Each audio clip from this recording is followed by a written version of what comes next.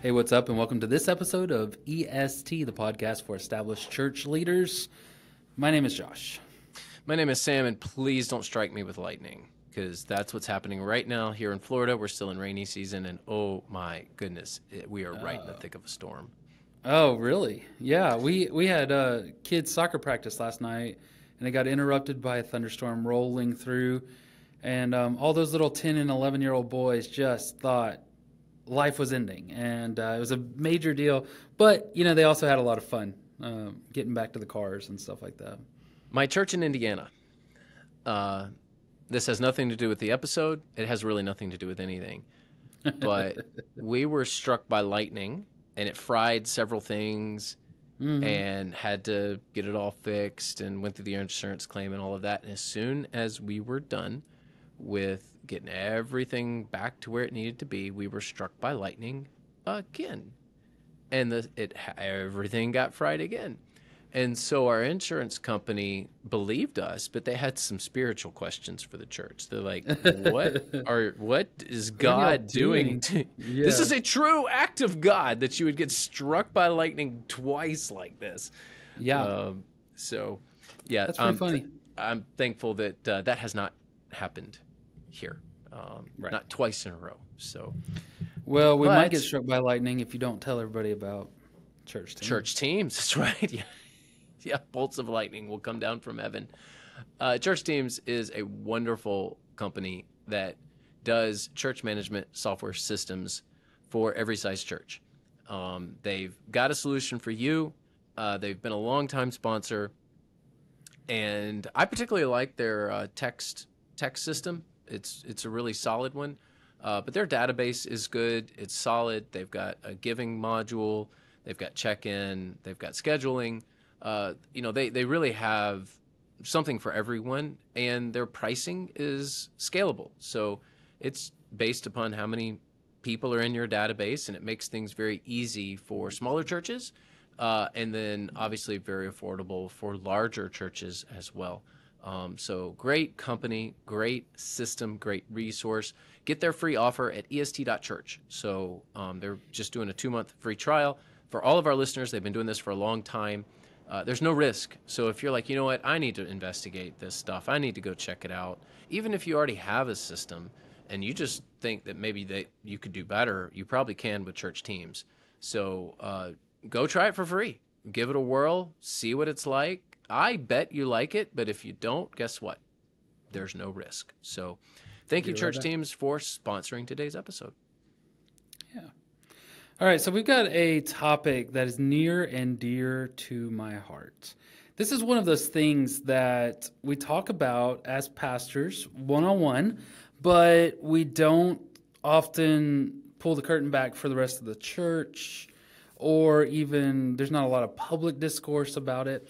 And I think it has something to do with guilt, has something to do with a calling, a little bit of pastor guilt. And we're broadly calling this the difference between the vocation and the calling.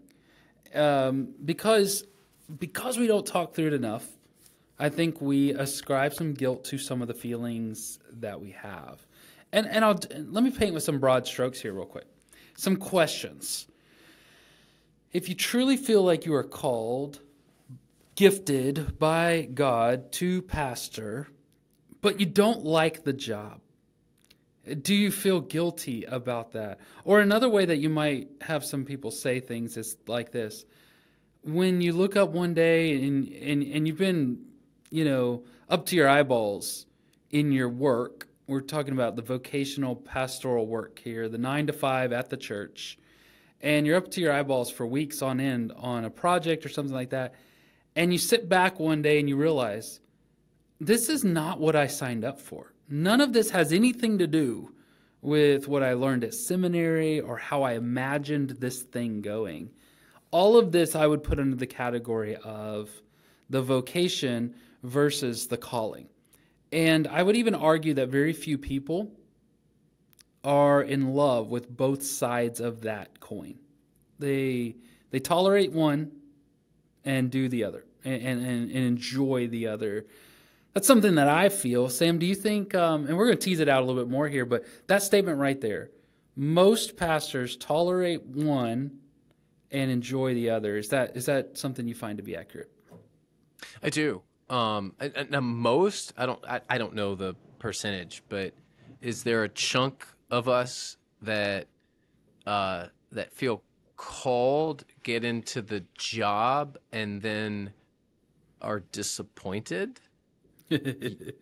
Yes. Yeah. Yes. How many young guys that are like right out of college or like I was, I was 24, 25 when I got called, and I'm like, I'm going to go into ministry. And then you get into it and you're like, people stink. My goodness, this is Yeah. Yeah. nothing like what I thought it was. And then you kind of stick through it and you're like, you know what? I kind of like what I do. And that's where I'm at Yeah. now, almost 20 years in. You kind of get a feel for, well, people are people. They're going to be that way whatever vocation you have, whether it's ministry, whether it's business, whether it's the academy, whether it's government, wherever you are. People are people. But yeah, I think that everyone experiences disappointment at some point in ministry where you were thinking one thing about the job and it becomes something completely different. And you know this because I've heard so many pastors say, I didn't learn this in seminary, Yeah. which is true because hardly any professors at seminaries have long-term pastoral experience, so they don't know what to teach you. They don't know what to tell you. So yeah, I do think that there's a mismatch. What about you? What do Yeah. you think? No, I mean, I definitely do. I think that the people side of it is what I would put into the calling side, or the calling category.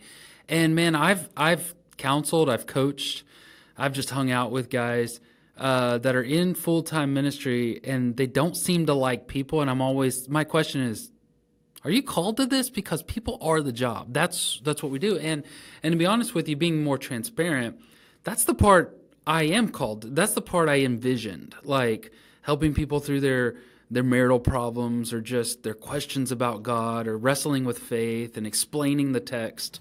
That's all what I was planning on doing, right?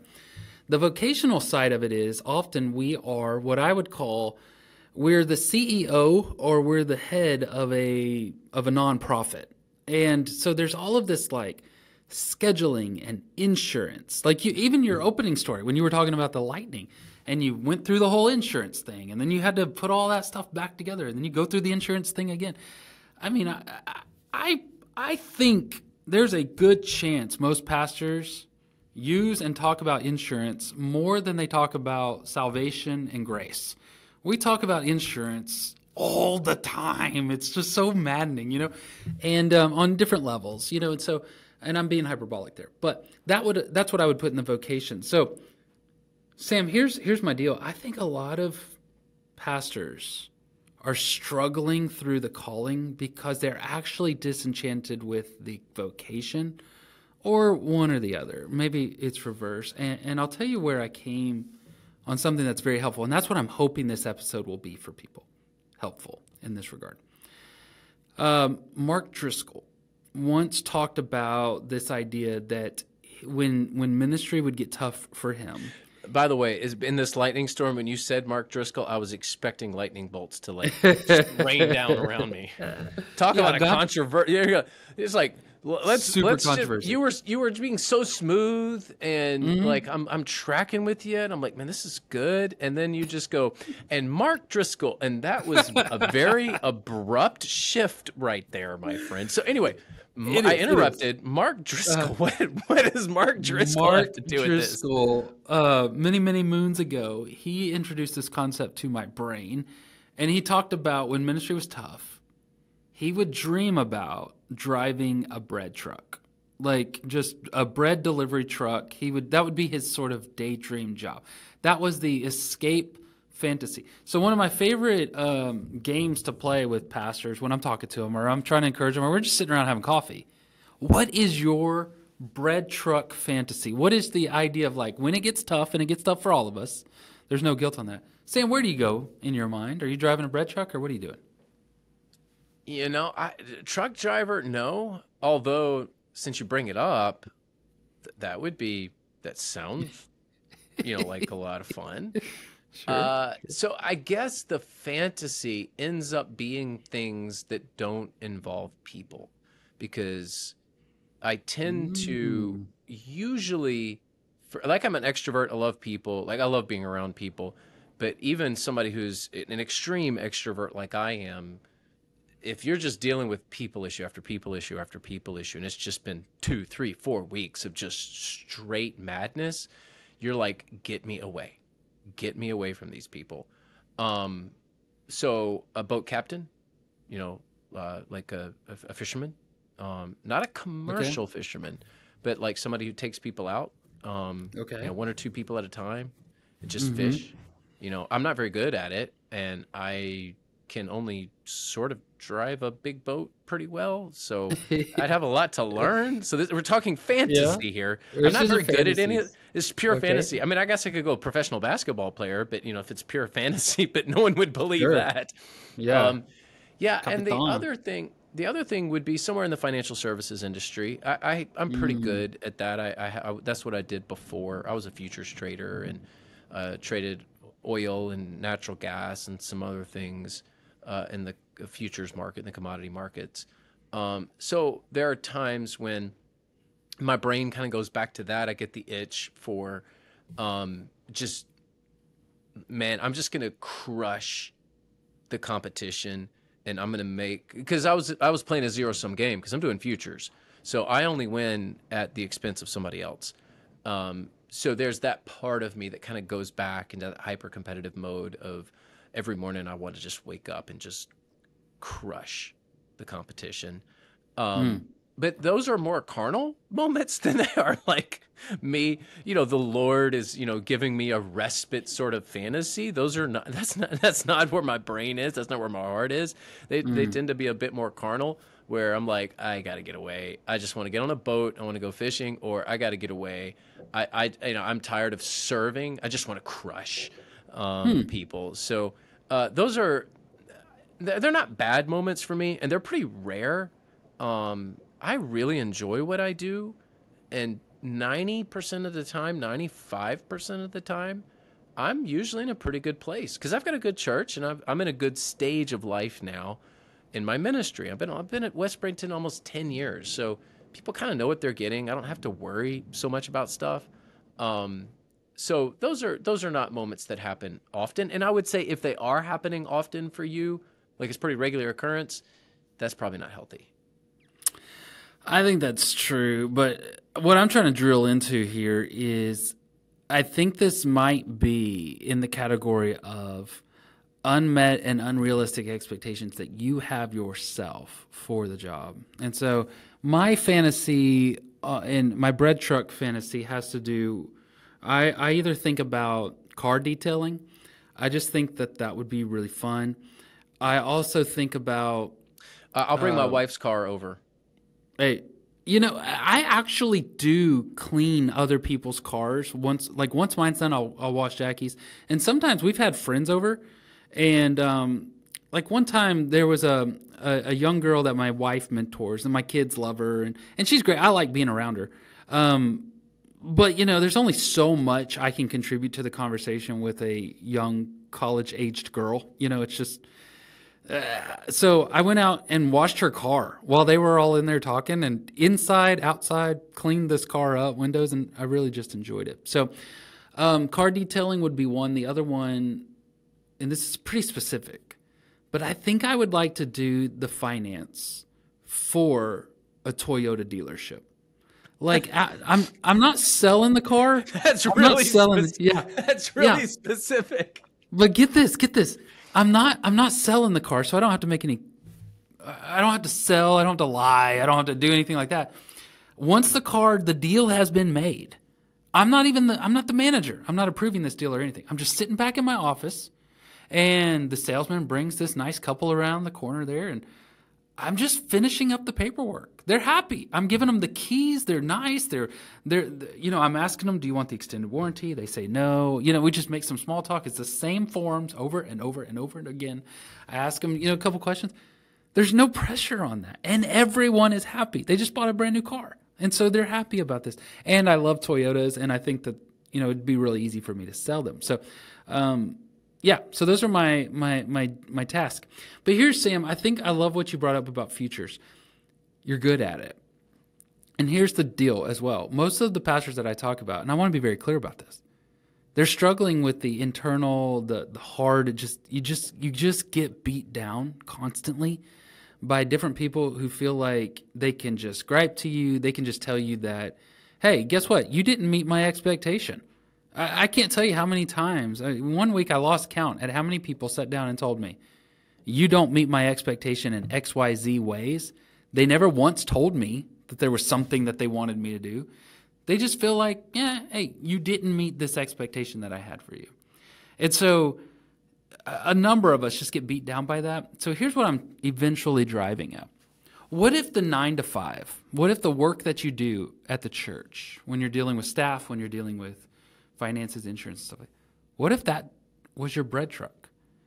Every guy that I ask, hey, Sam, so if you went and drove a boat and you were doing fishing boats, would you still serve the local church somewhere? You would find a church that you would serve. Sam, what would you do at that local church? Would you teach Sunday school, or what would you do? Yeah, it'd be a teaching role. And I just enjoy filling in gaps. I like solving problems, whatever those problems may be. So part of what drives me is there's an issue, there's a problem, nobody knows what to do. That's when I love to step in and say, well, I can help figure this out. So solutions, I love coming up with solutions. I'm okay at it. I don't know that I'm the best, but I certainly enjoy it. And that's one reason I like the church work, is because there's always problems to solve. There's this endless supply of problems to solve. So that's what makes things enjoyable for me. But I've talked to Erin, my wife, about this. If I could retire at 60, I don't know that I'll be able to, and just, cash out and just serve and make it pure. And I don't need any money. I'm just gonna do whatever's needed. Man, I'd do that in a heartbeat. And what I would be at church every time the doors were open.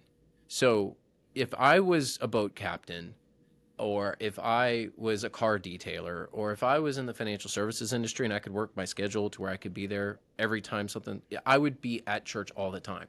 I'm just that kind of person. So that's part of what drew me into ministry, is I was at the church all the time because I wanted to be. And finally God just said, you should probably do this for a calling, a vocation. And it's okay. So yeah, I would go back to my roots of how I began. Yeah. And that's what I'm saying. I'd still be at the church all the time doing stuff. And that's what I'm saying. So if you're listening to this and you're struggling with I don't think I like pastoring. I don't think I like this, or I'm depressed sometimes because I got to deal with X, Y, Z. What I'm trying to point out is this. Everybody has an X, Y, Z. Everybody's job has this thing. And if you were to leave the pastorate, if you were to leave ministry and go get some other job, you would still do that other ministry part that you do for free because you love it, because you're there. So I think if I was counseling a guy in my office who sells insurance, that's what he does, but he's I also got this passion for the church, but this is where I make money. I would always say, those aren't conflicts. One is how you pay your bills, and the other one you can do, and we will allow you and fulfill all those kind of callings. Hey, pastor, minister, friend, listen, you're in that same spot. There's a bunch of stuff you do throughout the week in church work that you get paid to do, and it's not fun. And nobody's even acting like it's fun. It's not fun to be the blame of everything that goes wrong. It's not fun to figure out insurance, and it's not fun to do those kind of things, but that's the job. So you pay your bills. So don't let that stuff just ruin your day. Go to work, your 9 to 5, do the best you can, go home, love your spouse, kids, hang out, and then really enjoy the opportunities that you do. For me, I love preaching. I love counseling people. I love that sort of side of stuff. So that's the part that I'm just going to, hey, I get to run this nonprofit, and they let me preach, and they let me, man, sign me up. That's something that's fun to do. For other people, they don't necessarily love the preaching, and I'm not one to guilt pastors who don't necessarily love preaching. That's fine. But you do your preaching because you love solving problems and you love solving problems in a way that helps the church. Awesome. They will let you do that too. In fact, you go into a room, a committee room, they're all turning and looking at you going, how do we solve this? So I think my encouragement that has been more self counseling is to constantly divide the two out. Don't feel guilty for the part that you don't like. In fact, just be really good at it. Be the best you can, but don't take it home. And then just really thank God that I love to preach, and the place that I work actually lets me prep for preaching. They let me do that around here. In fact, they expect me to do that. So, man, that's such a great joy. And I think if we can really kind of divide the two out, but then marry them together, two separates but equal parts, two sides of the same coin, I really think we can begin to stir up more affection for both sides. What do you say? I think you're onto something. Basically, what you're saying is it's okay to compartmentalize, and I mean that in like a healthy way. I don't mean that in an unhealthy way, because sometimes compartmentalization can lead to unhealthy practices. But if you need to compartmentalize certain pieces of what it means to work at a church, then do it. And I kind of do that intuitively. I guess that's part of how I manage just church work. Is you do, it's a very disjointed day. It's a very chaotic sort of week. And what I mean by that is, I just got a message from my executive pastor. It's to the whole team, because it's pouring rain here, this awful storm, and we have an old building. So it's like, everyone, walk your ministry areas and let's find where the leaks are. Does anybody want to do that?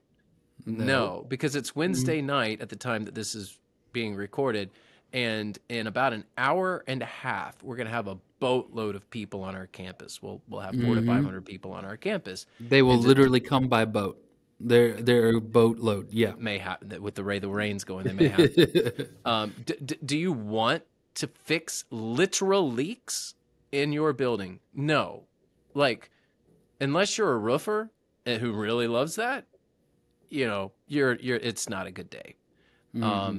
So you kind of have to compartmentalize that to go, okay, I've got a really fun lesson tonight. I've got a really fun game with the kids. I've got some new students that I know are going to show up.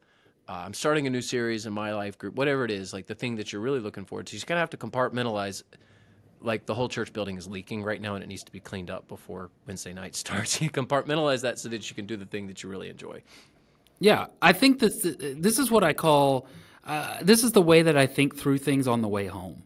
When I'm driving on the way home, the thing that really ate my lunch that day, the thing that really just got under my skin, I just kind of try to remind myself, that's just part of it, and I don't need to take it home. I don't need to walk in the door and dump all this on Jackie or be short with the boys, because that's just my job. And so many guys, so many women, so many people, you just have jobs that just, there's parts that you don't like, and that's fine. So I set that aside, but then I try to focus in on, but I did get that chance to encourage that person, and I did get to explain that doctrine to this person, and I worked on my sermon. And so that's the part that I get really keyed up. I will give this one last thing, and that's not the point of this episode, but it's also helpful to figure this stuff out, put it in the two categories, vocation, calling, and then communicate that to your church's leadership, to your church as a whole, to your closest friends and stuff. And we call it, at this church, we call it hats. So Josh has a pastor hat where he loves that hat, but then he also has a business hat that he puts on, and he's okay at it. He doesn't necessarily love it, but it's part of it. And so there's meetings we'll go into, and I'm like, hey guys, I'm putting on my business hat right now. And so in those stages, I try to get as much help as possible, as much other people involved as possible. When I have my pastor hat on, they know, and I run a little bit more wild. I like that. That's my sweet spot. I'm going to add one more thing to compartmentalize before we close this out. I like calling, your difference between vocation, job, calling, kind of compartmentalizing those things. I'll add this: identity. You can't find your own personal identity in either your calling or your job. And I started doing this a few years ago, 5, 6, 7 years ago.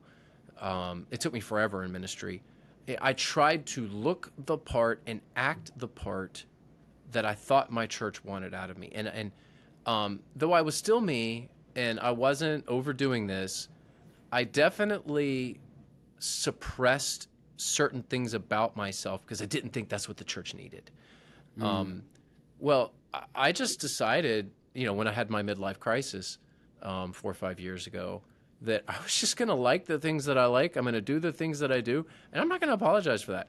I Yep. like shoes. I'm really into dress shoes, and I could do podcast episodes on the difference between a storm welt and a Goodyear welt and what exactly that means and what kinds of shoes you need to buy. And Mm. none of maybe there's a handful of listeners that care. I'm just into that. I love Yeah. cobblering. That might be Mm. bite me my bread truck. I'd be a shoe cobbler. Okay. Yeah. Um, Be a cobbler. I like watches. I just love the whole watch industry. I won't bore listeners with that because nobody's listening to me for that. But I just Hmm. decided a few years ago, I'm just going to like the things I like. And I'm not going to worry if other people are like, that's weird. Like, I'm weird, okay? I don't Yep. care. I'm your pastor. I love you. And I'm going to do as good a job as I possibly can. But I'm going to wear the shoes I want to wear. I'm going to wear the watches I want to wear. I'm going to be into baseball. And I'm going to enjoy fishing. That's me. I And agree. just compartmental. It's like, don't lose your identity in your calling and your vocation. And that's good advice for Mm. anybody, whatever you're doing, but certainly in ministry as well, because you're not being genuine to yourself. And I don't mean that in some like weird self-help, Right. Joel Osteen sort of way. But truly just know who you are and be okay with your interests and your likes. There's nothing wrong with that. Totally agree. Your vocation will shift several times throughout your life. Your calling may or may not shift, but probably won't be doing that stuff either for the whole rest of your life. So find your identity, obviously rooted in Christ and the gospel and Calvary, and then live out that uniqueness that is you. And you're going to find a lot less stressful, sad moments in your life if you can kind of understand these better in these boxes. That's all I got, Sam, but I think it'll help. I think it's good. Let's close it out. All right. Thank you so much for listening this week. We are so thankful that you listen, as we are thankful to our sponsors, and we hope that you have a great week. We'll catch you next one.